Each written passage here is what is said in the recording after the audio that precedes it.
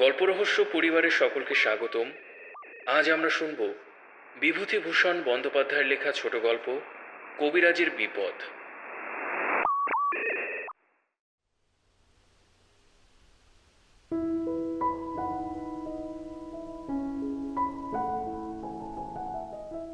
চন্দ্রনাথবাবু কবিরাজ এবং শিশির সেন তরুণ ডাক্তার। রামদাসের ছোট্টবাজার পূর্ববঙ্গ থেকে আগত উদ্বাস্তু ডাক্তার কবিরাজ হোমিওপ্যাথে ভর্তি হয়ে গিয়েছে। রোগীর চেয়ে ডাক্তারের সংখ্যা বেশি, তবে দেশটায় রোগবালাই নিতান্ত কমও নয়, তাই সবাই দুমুঠো ভাতের জোগাড় করতে পারত কোনো রকমে। চন্দ্রনাথবাবুর বয়স 55-56, শিশির সেনের বয়স 26-27। ওদের ডাক্তারখানা রাস্তার এপার ওপার, রোগীপত্তর প্রায়ই থাকে না, দুজনে বসে গল্প স্বল্প করে। বয়সের তারতম্য যতই থাকুক, দুজনে খুব বন্ধুত্ব। চন্দ্রনাথবাবু এসেছেন খুলনা জেলার হলদিবুনিয়া থেকে, আর শিশিরবাবু যশোর শহর থেকে। কাজকর্ম না থাকলে যা হয়ে থাকে, দুজনে বসলেই তর্ক আর দ্বন্দ্ব। তর্কের বিষয়বস্তু প্রধানত মানুষের মৃত্যুর পর কি হয় এই নিয়ে।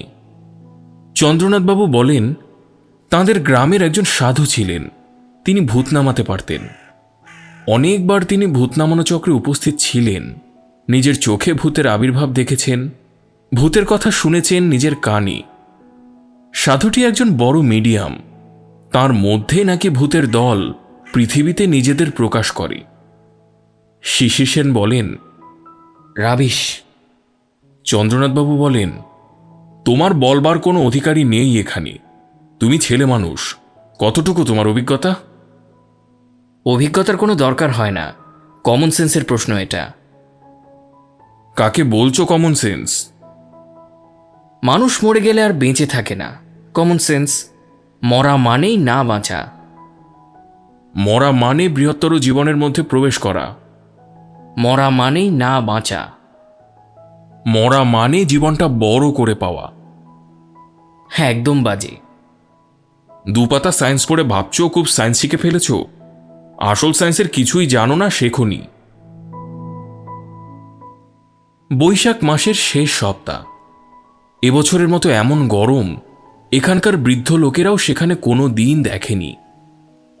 শিশির সেন বেলা 5:30টার সময় এসে ডাক্তারখানা খুললেন। না, টিনের বারান্দা তেতে আগুন হয়েছে, এখনো ঘরের ভেতর বসা সম্ভব নয়। সামনের পানের দোকানিকে বললেন, রাস্তাটাতে একটু জল ছিটিয়ে দিও অভয়, এখনই লরি গেলে ধুলোয় চারিদিক অন্ধকার করে দেবে। ও কবরেজ মশাই, কি? বাইরে আসুন না। যাই। কতক্ষণ এলেন? আমি আজ বাসায় যাইনি, দুপুরে এখানেই শুয়েছিলাম। তা খেলেন কোথায়? রামজীবন তরফদারের স্ত্রীর শ্রাদ্ধ গেল আজ, কি না, নেমন্তন্ন ছিল। আসুন আমার বারান্দায়, চা খাবেন? না মশাই, এই গরমে চা, দুপুরে লুচি ঠেসে। ডালদা ঘিয়ের তো? নইলে আর কোথায় পাচ্ছে গাওয়া ঘি? না মশাই, ও নেমন্তন্ন না খেয়ে ভালোই করেছি, খেলে অম্বল না হয় পেটের অসুখ, আর এই গরমে। চন্দ্রনাথবাবু ডাক্তার সেনের বারান্দায় এসে বসলেন এবং চাও খেলেন। পরে যথারীতি ভূতের গল্প শুরু হয়ে গেল। চন্দ্রনাথবাবুর মধ্যে একটি সমরপটু আত্মা বাস করে, অবিশ্বাসীর সঙ্গে যুদ্ধ করেই তাঁর তৃপ্তি। শিশির সেন ভূতে বিশ্বাস করুক আর না করুক, তাতে চন্দ্রনাথ কবিরাজের কি? জিনিসটা যদি সত্যিই হয়, তবে শিশির সেনের অবিশ্বাস সেটার কি হানি করতে পারে? চন্দ্রনাথবাবু সেটা বোঝেন না যে এমন নয়, বোঝেন সবই। তবু যদি একজন অবিশ্বাসীকেও একদিন আলোতে এনে হাজির করা যায়। ইসলাম ও খ্রিস্ট ধর্মের দিগ্বিজয়ী প্রচারকদের আশা যেন তাঁর মধ্যে এসে বাসা বেঁধেছে। সত্যের আলোতে এসব অসৎ মূর্খ ছেলে ছোকরাদের আনতেই হবে, তবেই প্রকৃত শাস্তি দেওয়া হবে এই দাম্ভিকদের। স্বার্থবাদী ছোকরা দাম্ভিকের দল দুপাতা সায়েন্স পড়ে সব শিখে ফেলেছে। চন্দ্রনাথবাবু জানতেন না শিশির সেনের মতো ছোকরা তাঁর সম্বন্ধে কি মনে করে। ওরা আড়ালে মুখ টিপে হেসে বলে, বুড়ো একদম সেকেলে, কুসংস্কারে ভরা। ইংরেজি তো তেমন জানে না, কোবরেজি করত, সংস্কৃত জানে একটু আধটু। দৃষ্টিভঙ্গি একেবারে ঊনবিংশ শতাব্দীর। কি করি, মেশবার কোনো লোক নেই এসব জায়গায়। কার সঙ্গে দুটো কথা বলি? নইলে ওই বুড়ো হাবড়ার সঙ্গে বন্ধুত্ব আমার? রাম রাম। একটু পরে হঠাৎ পশ্চিম দিগন্ত অন্ধকার করে একখানা বড় কালো মেঘ উঠল এবং কিছুক্ষণ পরে কালবৈশাখীর ঝড় শুরু হয়ে গেল। চন্দ্রনাথ কবিরাজ নিজের কবরেজখানার জানলা দরজা বন্ধ করতে ছুটে গেলেন। ধুলোয় চারিদিক অন্ধকার হয়ে উঠল। বড় বড় ফোঁটায় বৃষ্টি পড়তে শুরু হলো বটে, কিন্তু বৃষ্টি বেশি না হয়ে ঝড়টাই হলো বেশি। ডাক্তারখানার সামনের অশ্বত্থ গাছের একটা ডাল ভেঙে উড়ে এসে পড়ল শিশির সেনের ডাক্তারখানার দরজার সামনে। বৃষ্টি ভেজা সোঁদা মাটির গন্ধ বেরুবার সঙ্গে সঙ্গে বাতাস ঠান্ডা, গরম একদম কমে এলো। চন্দ্রনাথ বললেন, আহ, বাঁচা গেল, শরীর জুড়িয়ে গেল যেন। কতদিন পরে একটু বৃষ্টি পড়ল আজ মাটিতে। চা খাবেন একটু? তাহলে মন্দ হয় না, আনাও আর একটু। এই সময় বৃষ্টিটা বেশ জোরেই এলো, বর্ষাকালের বৃষ্টির মতো। চন্দ্রনাথ কবিরাজের কবরেজখানার ঘরের চালের ছাঁচ বেয়ে অবিরল ধারে জল গড়িয়ে পড়তে লাগল। রাস্তায় জল জমে উঠল আধ ঘন্টার ভেতর। বেশ বৃষ্টি হলো, মুষলধারে না হলেও এবছরের পক্ষে মন্দ নয়। চন্দ্রনাথবাবু বললেন, কই, তোমার চা কোথায় গেল হে? নবীন তো গিয়েছে, বৃষ্টিতে আটকে পড়ল রামুর দোকানে। ছাতি আছে আপনার? না। তবে আর কি হবে, বসুন, জল ছেড়ে যাক। আপনার ভুতুরে আলোচনা আরম্ভ করুন না। না। কেন, আজ এত বিরাগ কেন? আজই বরং ঠান্ডা বাদলায় সন্ধেতে একথা জমবে ভালো। না হে, তোমরা অবিশ্বাস করো, হাসাহাসি করো, গভীর সত্যকে এভাবে বেনাবনে ছড়াতে নেই। আপনার কথার প্রতিবাদ করতে বাধ্য হতে হচ্ছে অত্যন্ত দুঃখের সঙ্গে। গভীর সত্য কাকে বলছেন আপনি? মানুষের জীবন ও মৃত্যু অদ্ভুত রহস্যময়, গভীর রহস্য দিয়ে ঘেরা আমাদের এই জীবন। মানুষ মরে না, ভগবান অনন্ত করুণার আকর। এই হলো গভীর সত্য। আরও সংক্ষেপে শুনতে চাও? মানুষ অমর। শিশির সেন হেসে বলে উঠলেন, তবে আপনি কবরেজি করেন কেন? মানুষ যদি অমর তবে? তার এই দেহটা অমর নয়, তাই কবিরাজি করি। আর এতদিন পরে কথাটা বলি, কবিরাজি করতে গিয়েই এই সত্যটা টেরও পেয়েছি। কিভাবে? এই সময় নবীন চাকর ভিজতে ভিজতে চা নিয়ে এসে টেবিলের উপর রাখলে। শিশির সেন বললেন, বিস্কুট কই রে, আনিসনি? যা নিয়ে আয় চারখানা। আসুন। শোন, দুটো সিগারেট নিয়ে আয় অমনি। এইবার বলুন কিভাবে? চন্দ্রনাথ কবিরাজ চা খেতে খেতে গম্ভীর মুখে বললেন, না, ওসব নিয়ে ঠাট্টা নয়, বাদ দাও। না না, রাগ করবেন না। কি করে সত্যটা টের পেলেন কবরেজি করতে গিয়ে বলুন না। বেশ বাদলার সন্ধেটা। না, আমি বলবো না, ঠাট্টার ব্যাপার নয় সেটা। তোমরা হাসবে, আর আমি ভেবেছো আমার জীবনের অত বড় একটা অভিজ্ঞতা। আমি কবে আপনাকে ঠাট্টা করেছি এ নিয়ে? সত্যি বলুন। চন্দ্রনাথ কবিরাজের মনটা যেন একটু নরম হয়ে এলো। তিনি চা খেতে খেতে শুরু করলেন নিম্নের গল্পটি। আমি নিজে যা দেখেছি তা অবিশ্বাস করি কি করে। ঘটনাটা গোড়া থেকে বলি। পাকিস্তানে আমার বাড়ি ছিল খুলনা জেলার হলদিবুনিয়া গ্রামে। আমার বাবার নাম ছিল ত্রিপুরাচরণ শাস্ত্রী। সেকালের বড় নামডাকওয়ালা কবিরাজ ছিলেন তিনি। বাবা বড় কবিরাজ ছিলেন, তাঁর পসার পেলাম আমি। বাবা তখনও বেঁচেই আছেন, তবে কাজকর্ম করেন না। ইদানিং পক্ষাঘাত রোগে একদিকের অঙ্গ অচল হয়ে গিয়ে শয্যাগত ছিলেন একেবারে। নামকরা সেকেলে কবিরাজের ছেলে হিসেবে বড় বড় বাঁধা ঘর ছিল, যারা অসুখে বিসুখে আমাকে ছাড়া আর কোনো চিকিৎসককে ডাকত না। মালমাঝির পাকরাশি জমিদার ছিলেন এমন একটি বাঁধা ঘর। সেবার কার্তিক মাসের শেষে জমিদার হরিচরণ পাকরাশি ডেকে পাঠালেন তার ছেলের অসুখ। আমি গিয়ে দেখলাম ছেলেটির বিষম জ্বর, যাকে আপনারা বলেন টাইফয়েড।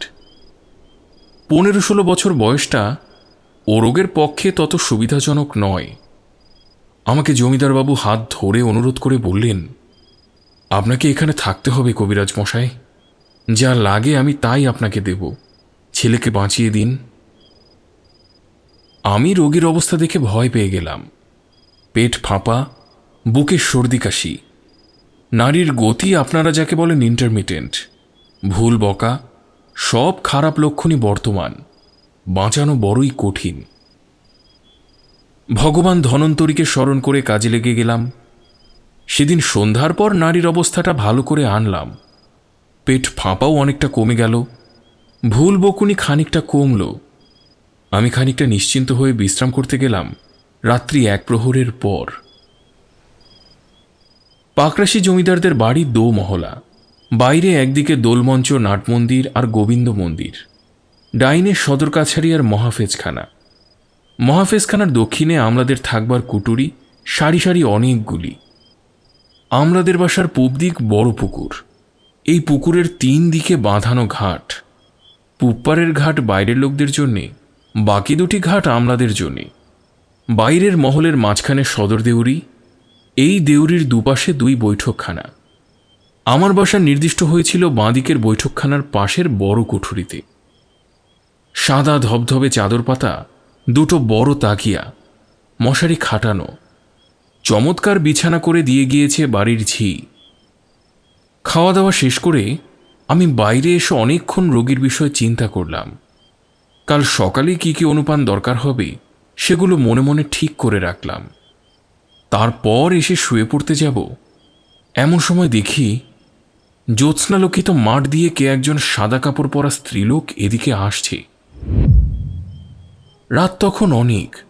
এত রাতে একা কে মেয়ে এদিকে আসছে বুঝতে পারলাম না। মেয়েটি এসে দেউড়ি দিয়ে বাড়ির মধ্যে ঢুকল। 15 মিনিটের মধ্যেই আবার সে বার হয়ে মাঠের দিকে চলে গেল।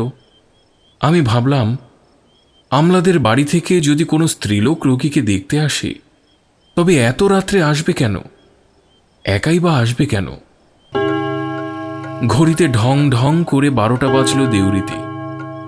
এমন সময় বাড়ির ভেতর থেকে আমার ডাক এলো, রোগীর অবস্থা খারাপ, শিগগির যেন যাই। আমি তাড়াতাড়ি ছুটে গেলাম রোগীর শয্যার পাশে। সত্যি রোগীর অবস্থা এত খারাপ হলো কি করে? 1.5 ঘন্টা আগেও দেখে গিয়েছি রোগী বেশ আরামে ঘুমোচ্ছে। এখন তার জ্বর হঠাৎ বড্ড নেমে গিয়েছে, অথচ চোখ দুটো জবা ফুলের মতো লাল। নারীর অবস্থা খারাপ। জ্বর এত কম দেখে ঘাবড়ে গেলাম। বেজায় ঘামতে শুরু করেছে রোগী। মস্ত বড় সংকটজনক অবস্থার মুখে এসে পড়ল কেন এভাবে হঠাৎ? তক্ষুনি কাজে লেগে যাই। আমিও ত্রিপুরা কবিরাজের ছেলে, উপযুক্ত গুরুর শিষ্য, দমবার পাত্র নই। ঘণ্টা 2-এর মধ্যে রোগীকে চাঙ্গা করে তুলে শেষ রাত্রে ক্লান্ত দেহে বাইরের ঘরে বিশ্রাম করতে গেলাম।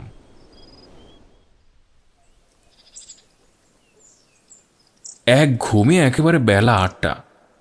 উঠে রোগী দেখে এলাম। বেশ অবস্থা, কোনো খারাপ উপসর্গ নেই। সারাদিন একভাবেই কাটল। রোগীর অবস্থা দেখে বাড়ির সকলে খুব খুশি।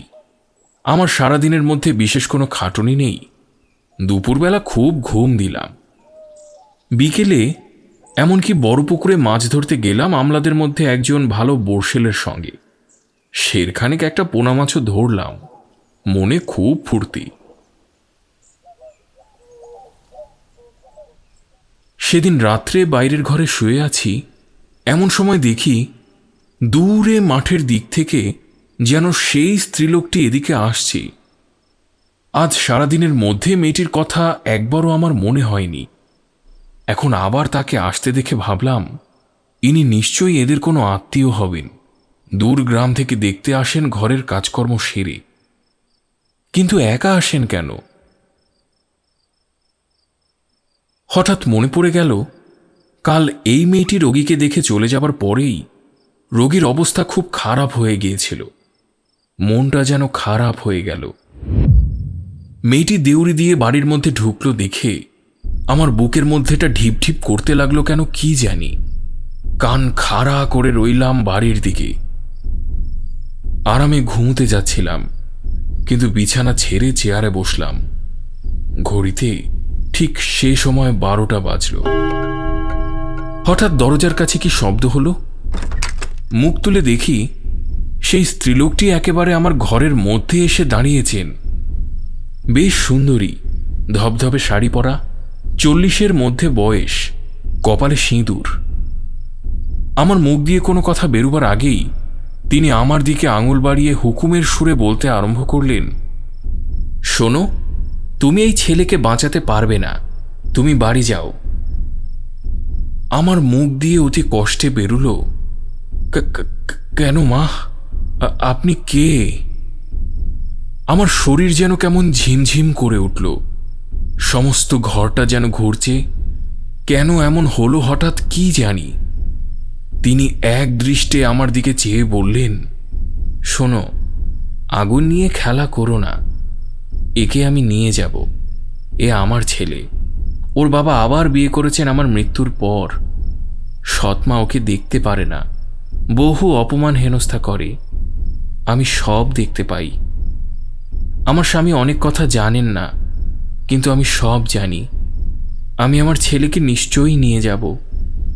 কাল রাত্রেই নিয়ে যেতাম, তোমার জন্য পারিনি। তুমি চলে যাও এখান থেকে, ওকে বাঁচাতে পারবে না। আমার সাহস ফিরে এলো, হাত জোর করে বললাম, মা, আমি বৈদ্য, আমার ধর্ম প্রাণ বাঁচানো। আমার ধর্ম থেকে আমি বিচ্যুতি হব না কখনোই। আমার প্রাণ যায় সেও স্বীকার। একটা প্রস্তাব আমি করি মা, জমিদার বাবুকে সব খুলে বলি। অসুখ সারবার পরেই তিনি ছেলেকে যাতে কোনো ভালো স্কুলের বোর্ডিংয়ে রেখে দেন, এ ব্যবস্থা আমি করব। এ যাত্রা আপনি ওকে নিয়ে যাবেন না। যদি আবার ওর উপর অত্যাচার হতে দেখেন তখন নিয়ে যাবেন, আর আমিও আসব না। দয়া করুন জমিদার বাবুকে, তিনি বড় ভালোবাসেন এই ছেলেকে। তিনি বললেন, বেশ, তাই হবে। তবে যদি কোনো ভালো ব্যবস্থা না হয়, তবে এবার আমি ওকে নিয়ে যাবই, মনে থাকে যেন। তখনই যেন সে মূর্তি মিলিয়ে গেল। সঙ্গে সঙ্গে আমার ডাক এলো অন্দর থেকে, রোগীর অবস্থা খারাপ। আমি তখনই ছুটে গেলাম। কাল যেমন অবস্থা ছিল আজও ঠিক তাই, বরং একটু বেশি খারাপ। ভোর পর্যন্ত পরিশ্রম করতে হলো রোগীকে চাঙ্গা করতে।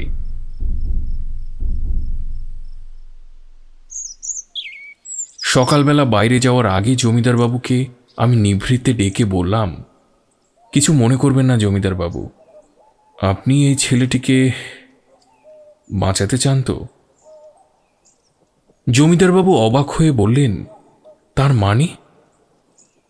তার মানে হচ্ছে এই, আপনি জানেন না ওই ছেলেটির ওপর ওর সৎমা বড় অবিচার করেন। কাল ওর মা আমার কাছে এসেছিলেন, শুনুন তবে। সব কথা খুলে বললাম। জমিদারবাবু প্রথমটা অবাক দৃষ্টিতে আমার দিকে চেয়ে রইলেন, তারপর হঠাৎ কেঁদে ফেললেন। পরে বললেন, আমি কিছু কিছু জানি, বেশ, এবারও বেঁচে উঠুক, এর ব্যবস্থা আমি করব। আপনাকে আমি কথা দিলাম, ও সেরে উঠুক, জানুয়ারি মাস থেকে যশোর জেলা স্কুলের বোর্ডিংয়ে ওকে আমি রাখব। কেমন, ঠিক তো? এবার কিছু হলে আমি কেন, কেউ আর ওকে বাঁচাতে পারবে না। আমি কথা দিচ্ছি কবরেজ মশাই। বেশ, নির্ভয় থাকুন, আপনার ছেলে সেরে গিয়েছে। আগামী মঙ্গলবার ওকে পথ্য দেওয়ার ব্যবস্থা করব। আপনি পুরনো চাল কিছু এর মধ্যে জোগাড় করুন। পরের দিন জ্বর ছেড়ে গেল রোগীর।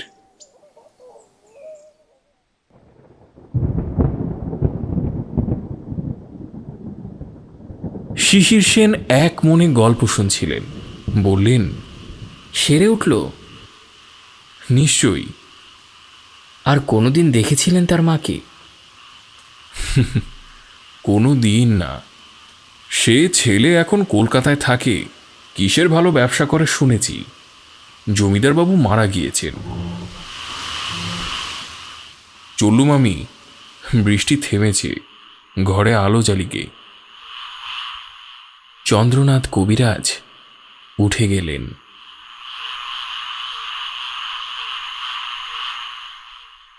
আজ আমরা শুনলাম বিভূতিভূষণ বন্দ্যোপাধ্যায়ের লেখা ছোট গল্প কবিরাজের বিপদ। আমাদের এই আয়োজনটি ভালো লেগে থাকলে সাবস্ক্রাইব করে ও বেল আইকনে ক্লিক করে আমাদের পাশে থাকুন, বন্ধুদের সাথে শেয়ার করুন। ঘরে থাকুন, সুস্থ থাকুন। ধন্যবাদ।